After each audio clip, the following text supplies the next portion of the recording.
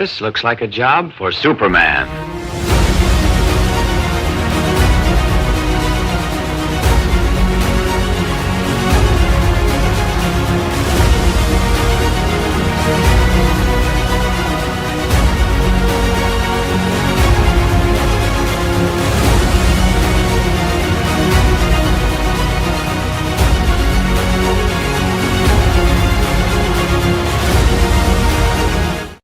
Welcome to Super Pals. I'm Jared. I'm here with Robert. What's up, dude?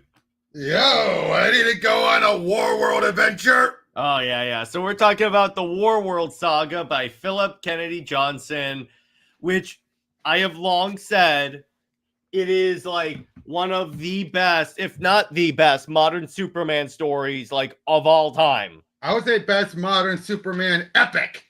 Yeah, I'll give you that. I will step it up to being the epic.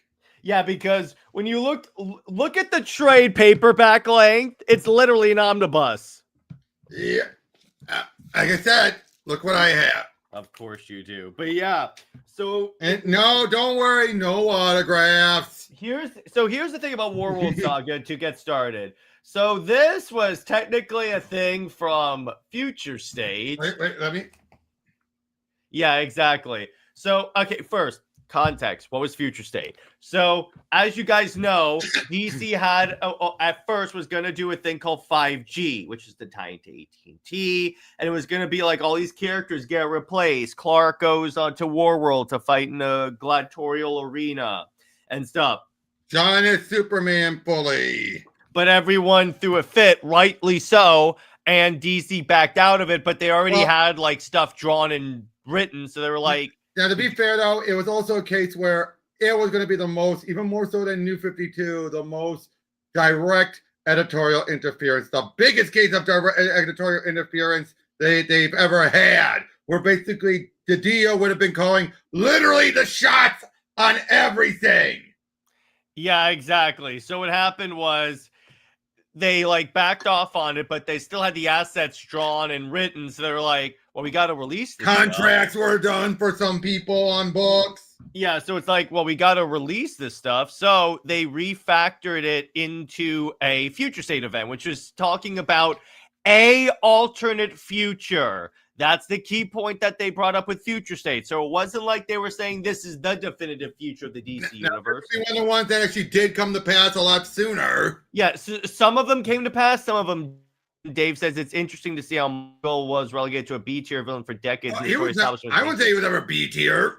Well, compared to the other Superman villains, he wasn't used that much. I'll say this. Most of the villains we know of are S-tier. Yeah, I'll give you that. That's a good. And now, I'll say it was Phil K. Johnson. Book of L was something that was done well, that was never intended for Future State. Yeah, that was a case where it went its own original direction. Yeah, so what happened was, we get this story called the Warworld Saga. It's taking place, and this was a story. I think that this was the next run after He Who Must Not Be Named, right? Yeah, well, yeah, because immediately right after we got this two-parter. Yeah, exactly. So this is the story, this is the big thing, because when you think about it, PKJ had to repair a lot of the damage that He Who Must Not Be Named had wrought on Superman. And trust me, that's getting its own episode. We may even like overwrite and do it next week as a follow-up to this. Actually, you know what? We should do that, Robert. What do you think? I think we should do Summer Superman first so we can talk about at least the starting of Book of L. Good idea. And then we'll do He Who Must Not Be Named. Yeah. So anyway, so that run happens. And let me put it this way. We talk about the Tom King run being damaging for Wonder Woman. That run was very damaging for Superman. You know what? I'm going to find that screenshot I showed you, I sent before, of all of the books. Yeah, exactly. Just so I can show people, because I am not grabbing them off my shelf for that. Good idea. Now, it's like, so that's the state that Superman's in. So DC brought in PKJ, and previously he had been doing a bunch of like sword and sorcery books, which and a Black Label book, which it's interesting. did sword and sorcery books, and all of a sudden you look at the premise of Warworld Saga, all of a sudden everything makes sense, right?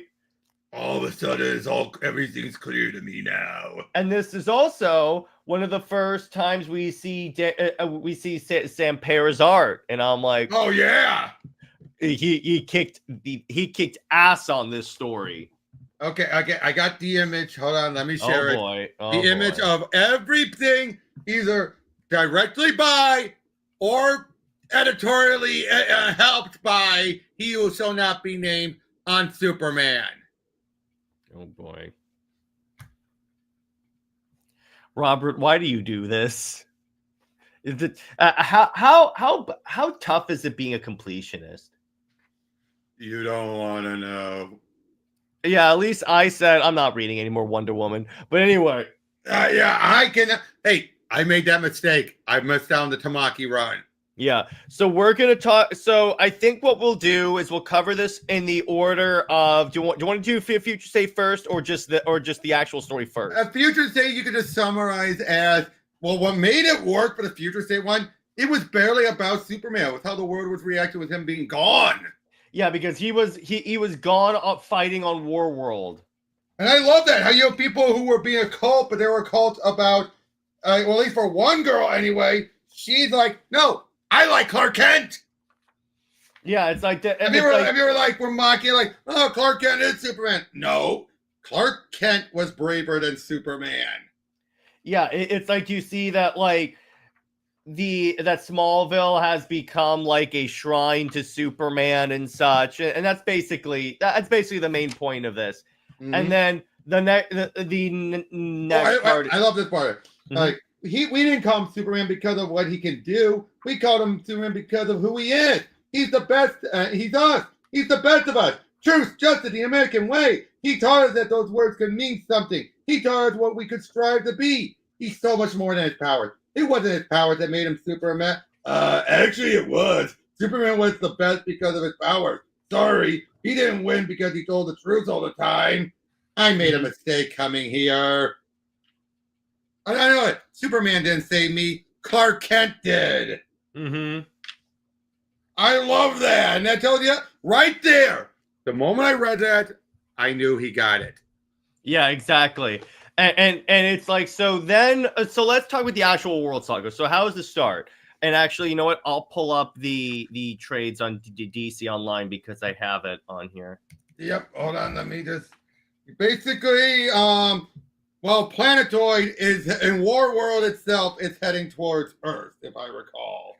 Well, what happens first? Let's do this in order. Is yeah. So there's this fleet of ships that Superman and John go and rescue, and on there is someone that's speaking a dialect of Krypton. Yep. Right, so and go. Yep. So Superman, of course, brings her, if I recall. Yeah, it's her. So first we see that and by the way, so Robert, remind people that this is not like it's a Mongol, it's not the Mongol.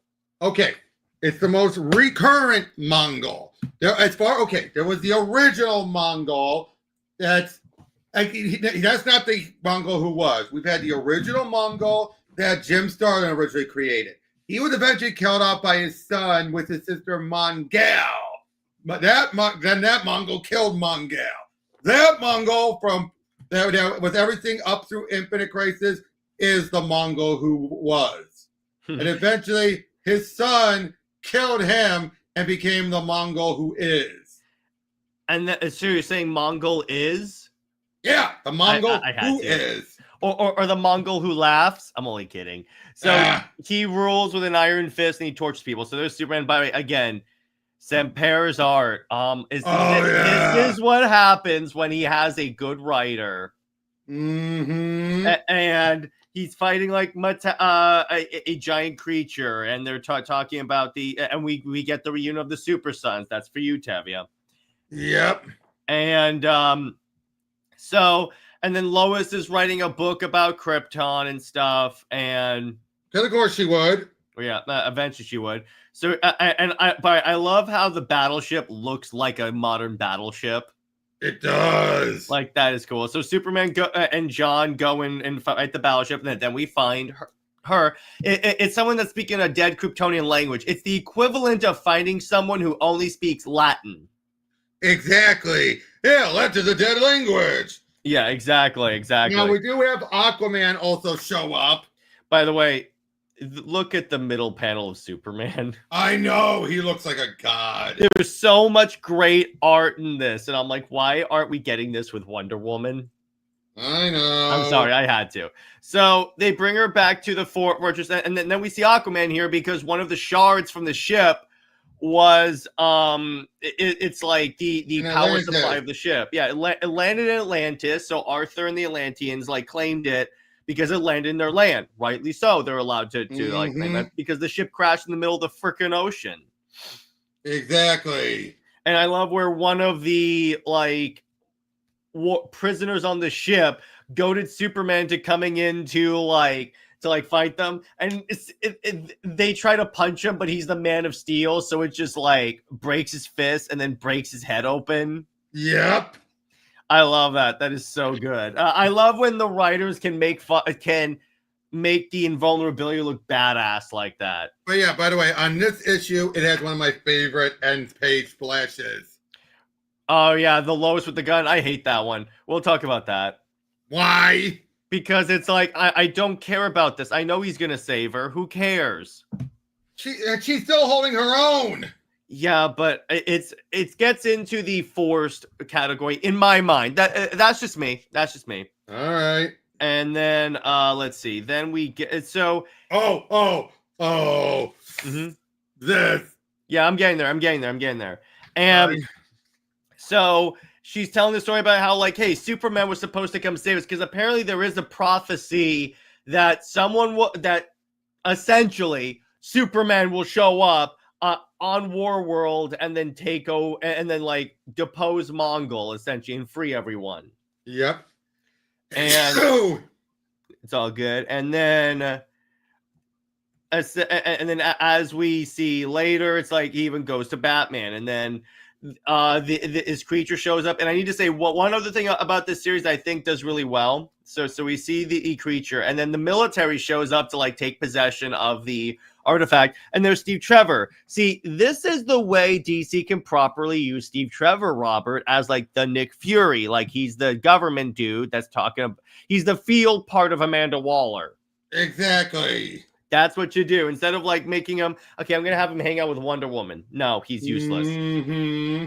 And I love this stare down between Arthur and Steve Trevor. It's so good, so well done.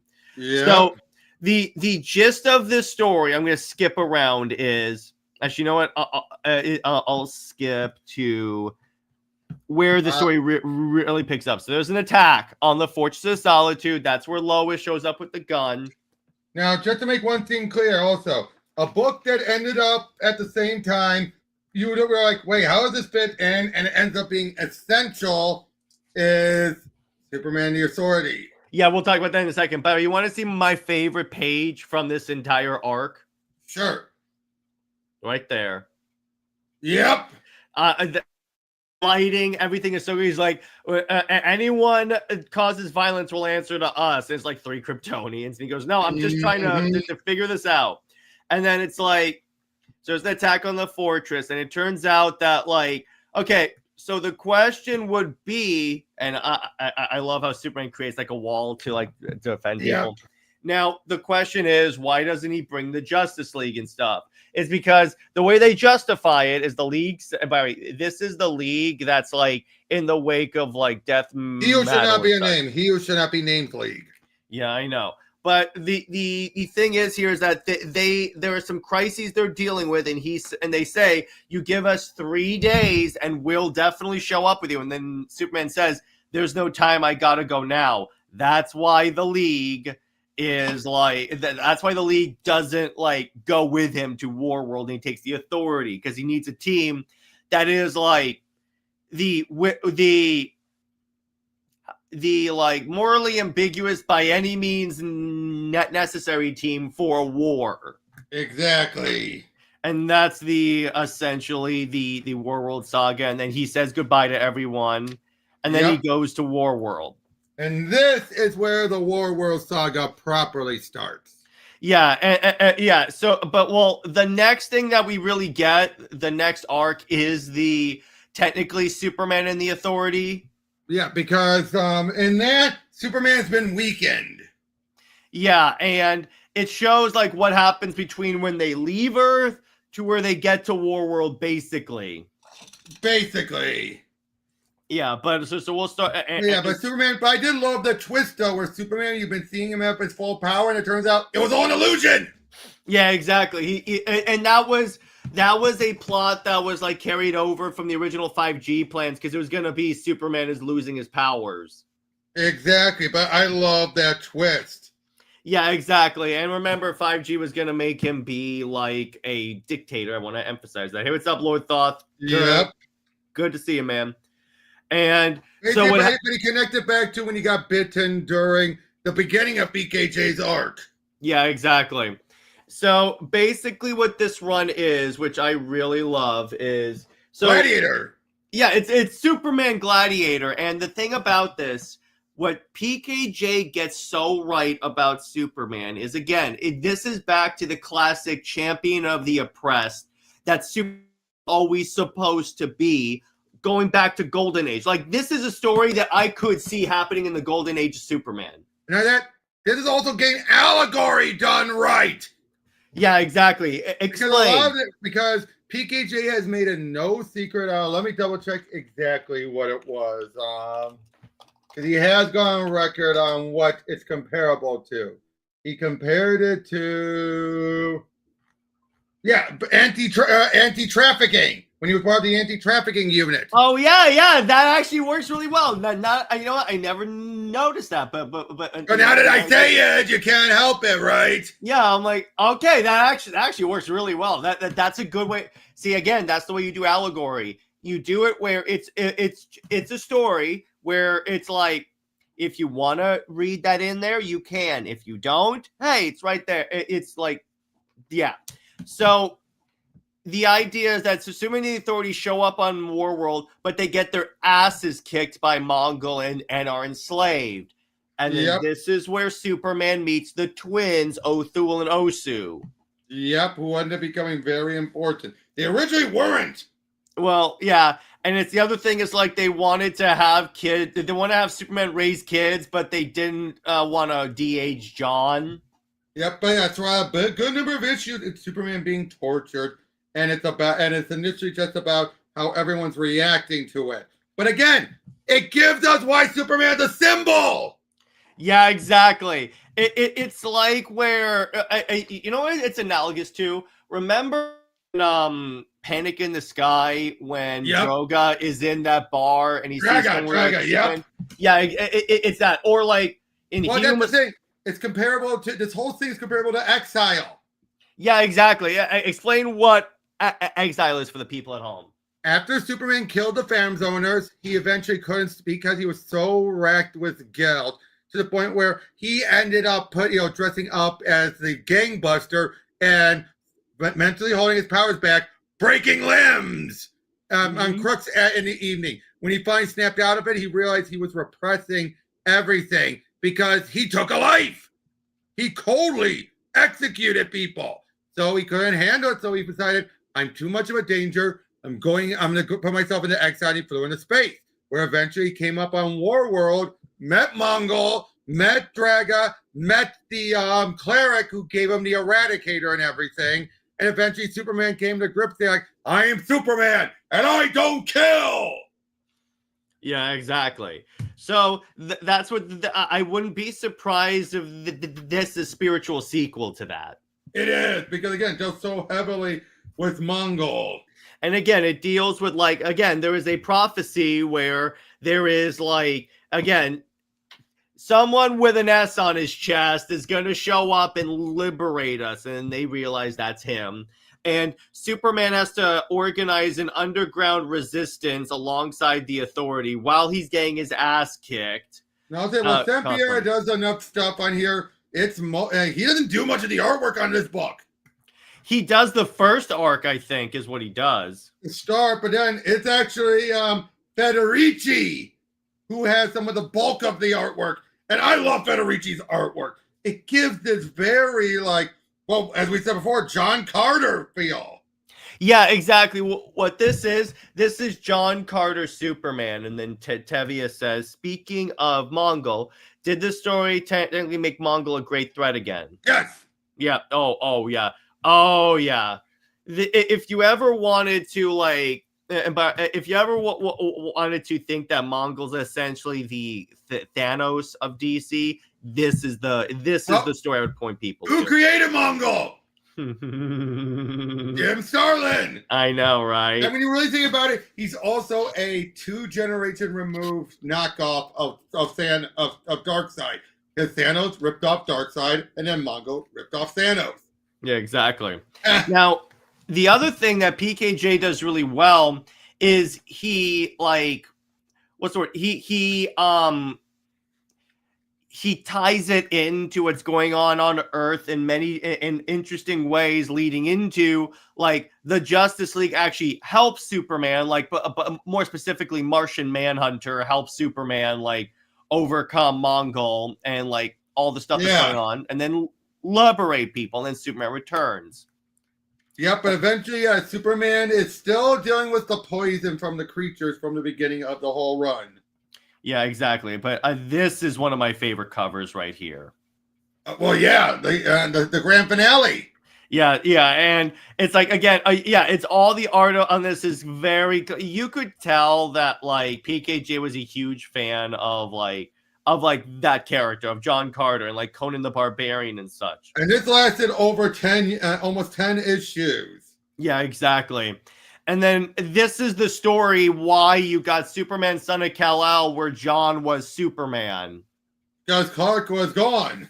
Yeah, and he's like, no, while I'm gone, you're going to be the main Superman. And that would mean that John was the Superman in Justice League versus Legion, right? No, Superman was back by that point. Really? Because John is the Superman in that story. I got to double check. I'm fairly certain John was the Superman in that story. I try to tune out he must not be named Ron, dude. Yeah, I know. Now here's the thing. I know inevitably someone's gonna say Diana. Why wasn't Diana included? Here's the thing. Why would she? Here's the thing. No. Beyond the why would she? She was dead at this point. Let me put it this way. She was in Valhalla at this point. Let me put it to you that way. But but go ahead. But it's like, now I get it. Now here's the thing. If Superman brings characters that are at his stature or arguably above his stature, like Wonder Woman, that distracts from this being a Superman story. If this were a Justice League Warworld story, then that's fine. But if it's just this, I'm like, no, you really can't, like, have a. That's the other reason why I bet the Authority people were chosen, because they want to give Superman a team, but they're like, we can't put the Justice League with this. Exactly. And Manchester Black is pretty good in this story. Oh, yeah. The Authority are great in this, and they really... Omak, her sacrifice at the end. Yeah, exactly. Not all of them make it and, like, survive. And then the battle against Mongul, and then everyone wins. And then... Well, to be fair, Superman did not kill off Mongul, and then it became more of a case of, we gotta just get things stabilized. Yeah, exactly. Essentially, it's like if you depose a ruler, you have to stabilize the country, essentially. Mm-hmm. And then he returns and hugs Lois and stuff. Well, and Tevia says, wait, so do the Authority get disbanded? Not pretty in this, much. I don't think. Well, pretty much this incarnation did. Well, yeah, because this incarnation was just for the purpose of Warworld, right? Yeah, yes, exactly. Well, no. Originally it was meant for the one story, that was Superman the Authority. And then it became its own thing. Okay, I see. Actually, I just remembered, Mongul got taken out pretty right at... his death was actually the start of the climax. Okay, I see. And yeah, he's dead. Then there isn't a new Mongul yet. Oh, yeah. Yet. Emphasis on yet. Exactly. But yeah, so going up to this, I think what this does really well, and again, this shows that, like, you can do new or let me put it this way, relatively new things with Superman, but still like have it feel like a Superman story. So because it's like when you think about it, Superman being a gladiator, it's like that's as far as I know, that's never really been a thing before.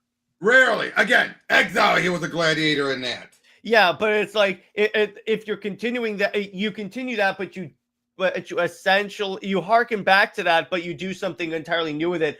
But you're doing it in a way that is to the core of what the character is. Like if Superman learns that people are being oppressed, oh, he is going to move heaven and earth to come save them. Exactly. And this would also lead into PKJ being the main Superman writer. And did he also do Action Comics? That's what the whole book was. Oh, okay, it was all that. But I'm saying after this as well, because I know he stayed on for Dawn. He stayed on for a little bit. And I could correction, Mongul gets killed off in the very end. My mistake. I misremembered. But okay, it's all good. But yeah, but like I said, yeah, he basically took over for a good length of time afterwards, and he only left because they were going to get started on the Superstars. Okay, that's why. That's why he left, so they can focus on Superstars. Yeah, and then Tevia says, oh yeah, there was also a Justice League episode where that happened. What? I said, I didn't see about the movie. No, a Justice League animated episode where Superman was a gladiator on Warworld. I remember the one he's talking about. Tevia also says, I thought Williamson took over the main Superman book, PKJ stayed in action. Yeah, that's what happens. That's what happened. Yeah, and he stayed on for a decent length. This was the Action Comics where you had like 5 Kryptonians in Metropolis, and it was like, why does anyone ever try to commit a crime in this city then? Because they're crazy. Yeah, you would have to be crazy in order to try that. But again, the whole point of the story was about how Superman, even at his lowest, can be a an inspiration. Well, it also shows that Superman is more than his powers, because that's the thing. Exactly. It's like too many people say take away the powers, and he's just like a dude. And I go, yeah, but he's also a symbol. Exactly, and that's what this proved. Yeah, it's like Superman is essentially the epitome of it will inevitably get better. That's who Superman is, and a lot of people just don't understand that about Superman. It shows that he's not boring, because like if he can do this, it would be hilarious though if like when he's like fighting in the arena, he uses a move that saves his life, and he goes, "Thank you, Diana, for teaching me that move." Maybe. That would be hilarious. And then Tevia says, yeah, basically it's similar to All Might and MHA, which is really cool. What's that? My Hero Academia. Oh, okay, yeah. But yeah, so what's your favorite part of Warworld Saga? Ooh. I'd have to say the big twist about his powers being gone. Yeah, that's cool. I like that. Yeah, I would have to say that. Oh, and the thing about that, it also adds stakes, because it's like, oh, he can die now. Yep. Mine is either the image of Superman, John and Kara in the sun, or it's like watching Midnighter completely screw with Mongul behind the scenes, because he's like the underground warfare guy. So he starts off a lot of the like resistance and stuff. So I really dug that. I love this line from Midnighter to Superman. Superman's response: "Are their lives really worth more to you than ours? No, not more, but not less." Yeah, it's like, no, you're all and on a play off of the like, you're all equally worthless lines. You're all equally worthful. Exactly. Essentially that, and that's the thing about that's the other thing about Superman that's really well done when done properly. Oh, and let's not forget Superman getting a permanent power boost. Oh yeah, exactly. Being exposed to a white dwarf star permanently boosted his powers. Yeah, exactly. Haven't done much with that. Yeah, but it's like Superman always there are times when writers give Superman powers that the next writer doesn't really do. And funny thing is, the last time Superman got this big of a power boost involved Mongul. What was that? It was when it was leading into Imperiax, when the Mongul who was Mongul ended up teaching Superman to get past his mental blocks. In other words, it was done to try and say, okay, we're going to get as close to Silver Age as we can without being stupid. Yeah. Well, the other thing that you have is like well, you also had actually before that the last power boost. Would you count the solar flare? Yeah. Oh, by the way, Taros, who would be a big thing for the Green Lanterns, was introduced in this. Okay. Yeah. Exactly. Representing the United Planets. Oh yeah. Yeah, because this is where we start to get the corruption of that. That makes sense. And then we would see, like, inevitably the results of that in the Green Lantern book by Adams. Yep. Well, first we were seeing Thor and then with Adams, but yeah. Yeah, exactly. But yeah, it's like the overall story of this is it's really, it shows that it's also really interesting all of the different scenarios you could put Superman in, and then it's still him. It's not like he acts out of character or something like that. Exactly. And it further, see, with the whole there being multiple Superman or like legacy characters, this is how you do it right. Mm-hmm. Because it's like John is just being the Earth Superman right now, while Clark is like doing the Warworld and like fighting an underground war. That's when you do it. That's how you use it right. Instead of just having it where like they both exist at the same time. It's like, oh yeah, we have two Superman, two Aquaman, two this, two that. It's like when Mon-El took over as Superman. He didn't take the name. He was just filling in while Superman was on New Krypton. Yeah, exactly. And that makes sense. When you need a fill-in, you need there to be a Superman on Earth, but he can't be in two places at once, right? Especially when he's off on another... Oh my God, there's parallels with New Krypton, I just realized with the story. Oh yeah, exactly. Especially Superman being off planet for a while. Don J says that the Warworld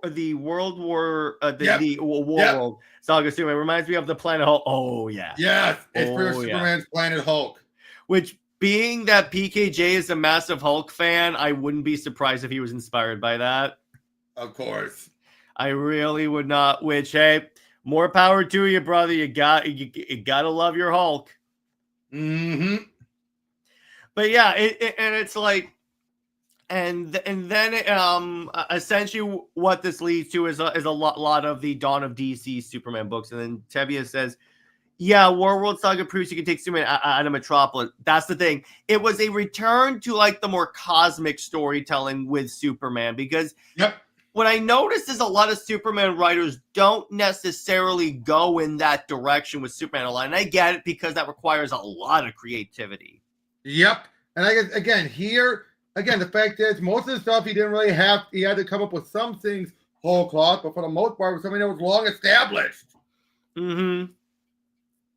Yeah, exactly. And it's like, and again, when you think about it, I want to emphasize this because the Superman books were in a bad spot when PKJ came on. Especially because they had to deal with all the books under He Who Shall Not Be Named. Because when you think about the previous writer, because it's less of a mouthful, we can refer to as that. The previous writer, I say BMB. Yeah, exactly. BMB is fine. He had control of Superman, and actually, it's like he had basically total control of Superman and carte blanche to do whatever he wanted, or have other people do it so long as it was tied to him. Except for, because when you read the run, it makes me think that one of the things he wanted to do was break up Superman and Lois, but do it the stupidest way possible. That's why it seems to me like Lois left, and then it's like she shows up, but she had been living on her own for like a month because she wanted to write a book.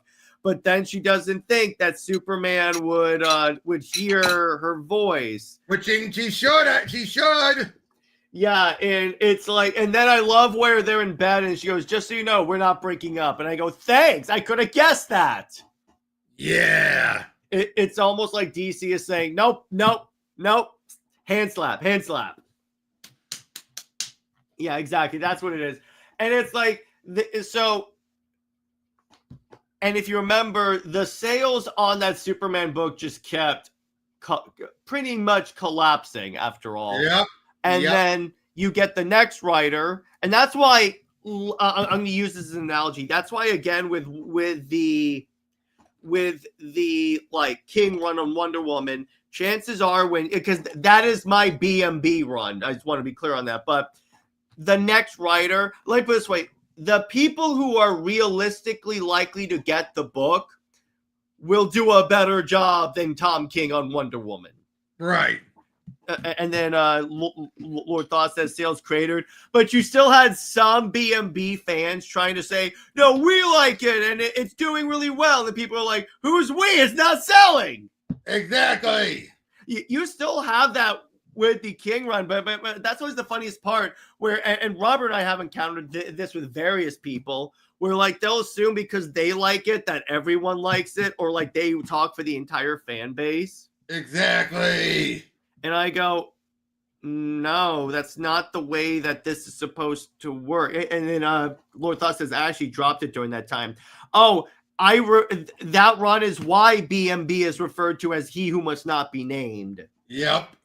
And then why did people think why do people think that the sales tanked? Either they weren't paying attention or they didn't care, Tevia. There are two reasons for that. Or Exactly. It's like, yeah.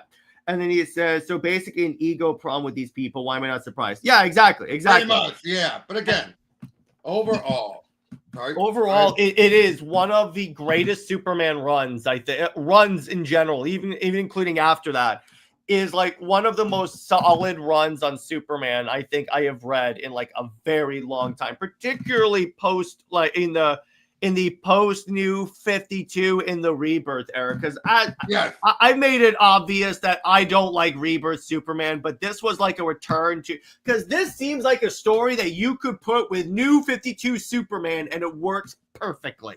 Very true. Very true. That's where it like completely did. Everyone had the runs.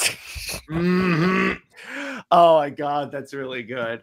And then so now I'm going to play the trailer for Athena, and then we'll do a quick Q&A, and then we'll get out of here. So let me play the trailer for Athena.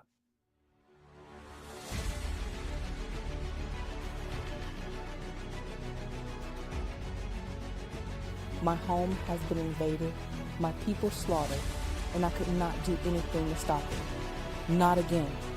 I will not lose another home, another family. I am Princess Lyra of the planet Sintragar, Athena, the goddess of thunder, and this is my story.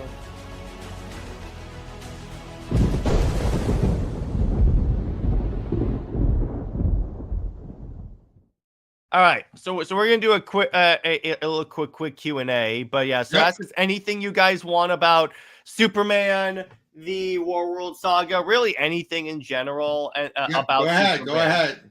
Yeah, exactly. And then we'll talk about whatever, and then we'll get out of here. A little bit of a shorter episode, but that's fine. Yeah, about that. anybody I'm starting to doze a little. That's from work. No, it's all good. I get it. But yeah, and then again, how's the KS going? Kickstarter going? It's going pretty well. I got a couple more podcasts to go. It ends on the 20th. So if you haven't backed it, this is the perfect time to do it. Yeah. But it's like, if it doesn't fund, again, my plan is I'm going to like relaunch with a goal, like probably from like 1,000 going down to 1,000, and that'll dramatically increase my channel. Right. Tevia asked question. Speaking of Mongul, I'm curious about something. Who was the Mongul and BMB run? Because that part confused me. No, Robert. That was the Mongul was. That was the Mongul who was, exactly. So, wait, that was this Mongul? No, that was this Mongul's father. Oh, okay, yeah. Remember, the Mongul who was and the Mongul who is. That makes sense. Mm-hmm. But yeah, so we got that. And then Don J says, how do y'all feel about Zack Snyder's Superman possibly returning to the screen? Hey, if the Saudis want to fund it, great. I'll believe it when I see it. I would, but I want a physical copy only shipped to the US. I ship to Canada if you're in Canada. Blame Canada. Yeah, exactly. I have Canada on there. Yeah, exactly. And so yeah, any other questions that you guys have? You can be Superman, any type of relate. Yeah, it Canada. Yeah, it Canada should be available because I know I have some backers from Canada. So just go ahead and I'll ship to you anyway, dude. It's all good. It's all good. But yeah, it's like, yeah, I'm in Ottawa. It says only shipped to into the U.S. Okay, let me see that. Hang on. All right. But let me see here. Digital Warrior, Physical Warrior. Let me see here. Well, if you're talking about both covers, the both cover pack, yeah, that says only in the United States. But any of the other like single covers says like anywhere in the world. And you know what? I'll change. I can change that. I can change that. I like Tavia's question. Speaking of Warworld Saga, this was adapted into animated movie similar to Nightfall. Yes. Again, if you need to adapt it, multi-part. You need multi-part for this. A two-part. I can see it as a two-parter because it doesn't have the length for a four-parter.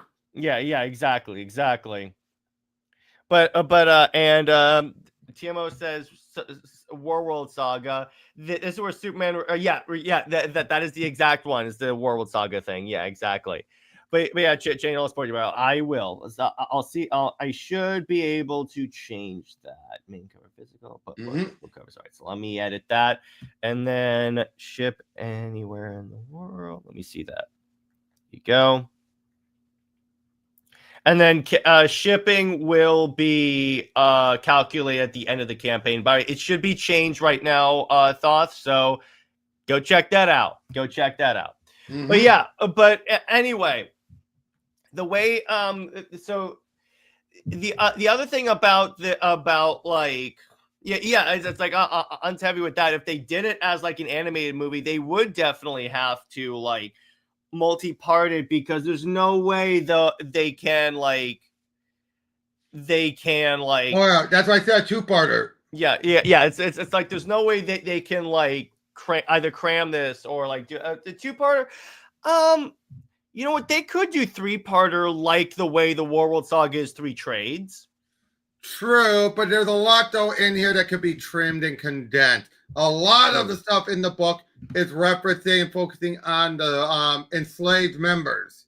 Yeah, exactly. And then Don J says, I'm not a video game expert, but I had an idea for a storyline with Batman, Superman team up to fight villains with enhanced technology from Intergame. That could probably work because if they enhance with like Intergang, that would like enhance them to fight Superman.